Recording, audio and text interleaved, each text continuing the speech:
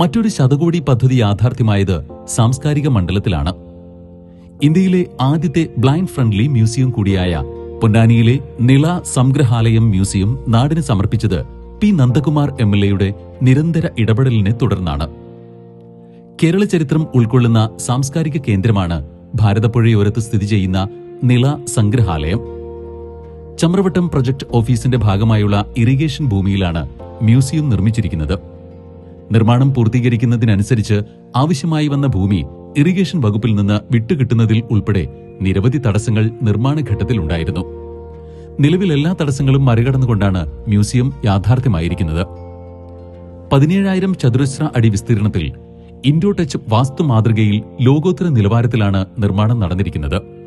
P Sreeramakrishnan MLA ആസ്തി വികസന നിധിയിൽ നിന്നും 2.16 കോടിയും കേരള സർക്കാർ ടൂറിസം വകുപ്പ് 9.16 കോടിയും അനുവദിച്ച് KIIDCയും ULCCSും നിർമ്മിച്ച മ്യൂസിയത്തിൽ അക്വാസ്റ്റിക് ഓഡിറ്റോറിയവും ആംഫി തിയേറ്ററും ഓപ്പൺ എയർ സ്റ്റേജും ഒരുക്കിയിട്ടുണ്ട്.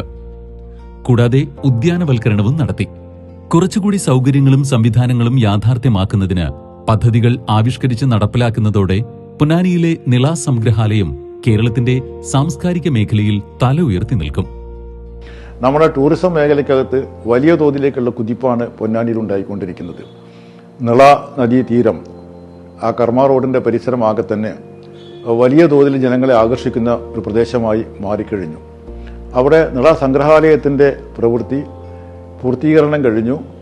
അതുപോലെ തന്നെ പുതിയ രൂപത്തിലേക്കുള്ള പ്രൊജക്റ്റുകളും നമ്മുടെ മണ്ഡലത്തിൽ വരുന്നുണ്ട്. സ്വകാര്യ മേഖലയ്ക്കകത്ത് ഉള്ള മുതൽ മുടക്കോട് കൂടി ഏകദേശം 200 കോടി രൂപയുടെ ടൂറിസം മേഖലയ്ക്കുള്ള പ്രവൃത്തികളാണ് ആരംഭിക്കാൻ പോകുന്നത്. അതിൻ്റെ പ്രവൃത്തി 2 മാസം കൊണ്ട് തന്നെ പലതിനും പ്രവൃത്തി ആരംഭിക്കും. 2 കൊല്ലം കൊണ്ട് പൂർത്തീകരണം നടക്കും. പൊന്നാനി ബീച്ചിൽ നമ്മളെ നല്ല ഒരു പാർക്കിൻ്റെ എല്ലാ വിധത്തിലെ ടെൻഡർ നടപടിയും പൂർത്തീകരിച്ച് അക്ബർ ട്രാവൽസ് ഗ്രൂപ്പിന് അത് നൽകിക്കഴിഞ്ഞിരിക്കുകയാണ്. അതിൻ്റെ പ്രവൃത്തിയും വളരെ പെട്ടെന്ന് ആരംഭിക്കും. അങ്ങനെ അതിമനോഹരമാകുന്ന രൂപത്തിലേക്ക് പൊന്നാനിയെ സംബന്ധിച്ചിടത്തോളം ഒരു മിന്നും പൊന്നാനി ആക്കി മാറ്റത്തക്ക രൂപത്തിലേക്കുള്ള ഇടപെടലാണ് ഇപ്പം നടത്തിക്കൊണ്ടിരിക്കുന്നത് നമുക്കുള്ളത്. ആഭ്യന്തര ടൂറിസം രംഗത്ത് പൊന്നാനിയുടെ അടയാളപ്പെടുത്തലായ പൊന്നാനി നിളയോര പാതയിൽ ആധുനിക സൗകര്യങ്ങൾ ഒരുക്കുന്നതിനും സൗഹൃദപാത നവീകരിക്കുന്നതിനും 37 കോടി രൂപയാണ് ഇതിനകം ചെലവഴിച്ചത്. അപ്രോച്ച് റോഡ് നിർമ്മാണത്തിനും നിളയോര ടൂറിസം പാലം നിർമ്മാണത്തിനും 37 കോടി രൂപ ചെലവഴിച്ചതോടെ സഞ്ചാരികളുടെ എണ്ണം ക്രമാതീതമായി വർദ്ധിക്കുന്ന ഇടമായി പൊന്നാനി മാറി. 5,30,00,000 രൂപ ചെലവിൽ മറൈൻ മ്യൂസിയത്തിന്റെ നിർമ്മാണം നിളയോര പാതയിൽ തന്നെ അന്തിമഘട്ടത്തിലാണ്. പ്രതിസന്ധികൾ തരണം ചെയ്ത് നിലവിൽ ടൂറിസം വകുപ്പിന് കീഴിലാണ് മറൈൻ മ്യൂസിയം എന്ന പദ്ധതി പുരോഗമിക്കുന്നത്.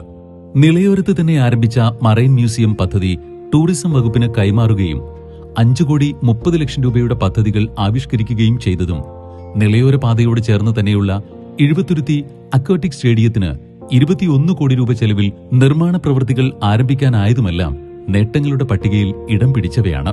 നിളയോര പാതയ്ക്ക് അടുത്ത് തന്നെയുള്ള എഴുപത്തുരുത്തി ശ്മശാന നവീകരണത്തിന് 3 കോടി രൂപയുടെ പദ്ധതിയായതും ഇതേ കാലഘട്ടത്തിലാണ്.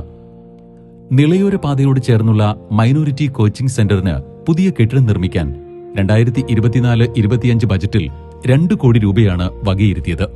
നിളയോര പാത നവീകരണത്തിന് 10 ലക്ഷം രൂപ ചെലവഴിച്ച് ഉദ്ഘാടനം നിർവഹിച്ചതും ഇക്കാലയളവിലാണ്. പൊന്നാനിയുടെ ടൂറിസം രംഗത്തിന് ഉണർവേകിയ കാലമാണ് കടന്നുപോയത്. അങ്ങനെ കാർഷിക മേഖലയ്ക്കകത്ത്, മത്സ്യമേഖലയ്ക്കകത്ത്, പശ്ചാത്തല മേഖലയ്ക്കകത്ത് ഒക്കെ നല്ല രൂപത്തിലേക്കുള്ള ഇടപെടലുകളാണ് ഈ കാലഘട്ടം നടത്താൻ കഴിഞ്ഞിട്ടുണ്ട്. വലിയ രൂപത്തിലേക്കുള്ള നിക്ഷേപമാണ് ഈ നമ്മുടെ പൊന്നാനി മണ്ഡലത്തിനകത്ത് നടത്താൻ കഴിഞ്ഞിട്ടുള്ളത്. സ്വകാര്യ മേഖലയ്ക്കകത്തുള്ള നിക്ഷേപം കൂടി കൂട്ടിയോജിപ്പിച്ചുകൊണ്ട് പൊന്നാനിയുടെ സമഗ്രമായ ഒരു വികസനം എന്ന സ്വപ്നമാണ് നമുക്ക് സാക്ഷാത്കരിക്കാൻ കഴിയാൻ പോകുന്നത്. ഈ കേരളത്തിൻ്റെ രാഷ്ട്രീയ ഭൂപടത്തിൽ തന്നെ പൊന്നാനിക്കൊരു സ്ഥാനമുണ്ട്. സാംസ്കാരിക മണ്ഡലത്തിലും പൊന്നാനിക്കൊരു സ്ഥാനമുണ്ട്. വികസന മേഖലയ്ക്കകത്തും പൊന്നാനി മെച്ചപ്പെട്ട രൂപത്തിലേക്കുള്ള ഒരു സ്ഥാനം കരസ്ഥമാക്കാനുള്ള വലിയൊരു ശ്രമം നടത്തിക്കൊണ്ടിരിക്കുന്നു. ആ ശ്രമത്തിൽ നമ്മൾ മുൻപന്തിയിൽ തന്നെ നിൽക്കുമെന്ന കാര്യം സംശയമില്ല. എല്ലാം കൊണ്ടും എടുത്തു പറയത്തക്ക വികസനത്തിൻ്റെ ഒരു കാലഘട്ടമായിരുന്നു കഴിഞ്ഞ 5 വർഷക്കാലം എന്ന് പറയാം. സമാനതകളില്ലാത്ത വികസന പദ്ധതികൾ യാഥാർത്ഥ്യമാവുകയും കാലാനുസൃതമായുള്ള ബഹുമുഖ ബൃഹത് പദ്ധതികൾ വിഭാവനം ചെയ്യുകയും ചെയ്ത മണ്ഡലമാണ് പൊന്നാനി. നാളെയുടെ തലമുറയ്ക്ക് അടിസ്ഥാന വികസന പദ്ധതികളും ക്ഷേമ പ്രവൃത്തികളും ഉറപ്പാക്കി എന്നതാണ് പൊന്നാനിയുടെ ഏറ്റവും വലിയ നേട്ടം. കേരളം കൈവരിച്ച പൊതുവായ നേട്ടങ്ങൾക്കൊപ്പവും നവകേരളത്തിന്റെ കുതിപ്പിനൊപ്പവും അന്തസ്സോടെ നിലയുറപ്പിച്ച നാടായി പൊന്നാനി അടയാളപ്പെടുകയാണ്.